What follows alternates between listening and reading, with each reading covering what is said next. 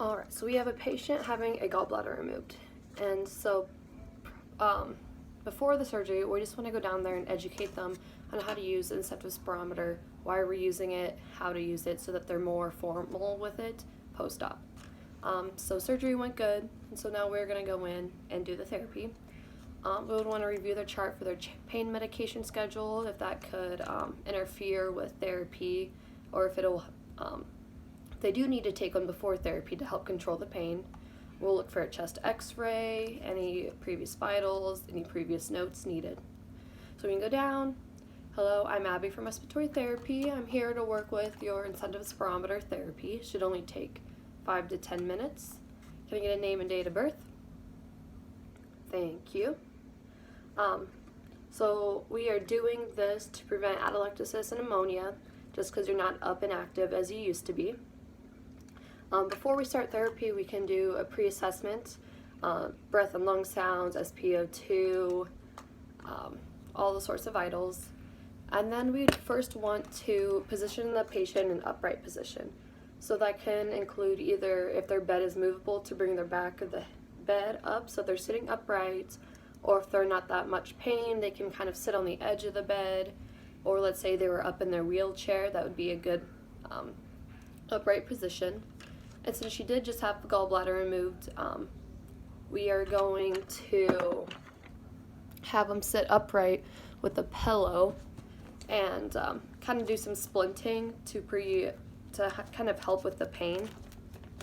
So once we have that all completed, our patient, let's say, is 5'4" and only 60 years old.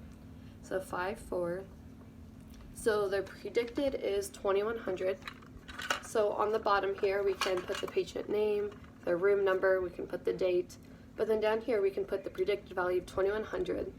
While we're doing the therapy, we want to at least hit 1/3 of that and then keep going up. So we have everything ready. We have the patient sitting upright, splinting with the pillow. We're going to monitor the volumes here. So we'll have the patient kind of hold this level, not blocking any holes in the side. And what we're going to have them do is take a nice exhale and a nice controlled deep breath up to, you want at least 1/3 of the predicted value. So anywhere about 700 would be wonderful.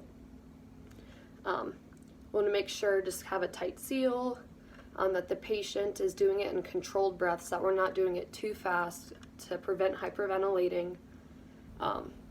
We'll have them do that about 6 to 10 times an hour, kind of getting that fit in. So while we're monitoring them, we can watch for goals, make goals for them. We can adjust this to kind of set a goal setting for them. Let's say they're getting really good at it. We wouldn't need to instruct them. They might be able to do it on their own then every hour. So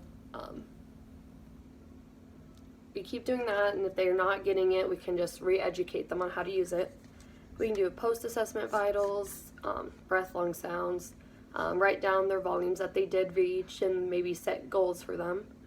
If they were able to successfully do the therapy, we are able to let them do it 6 to 10 times every hour, leaving it on a bedside table so that it's in reach for them.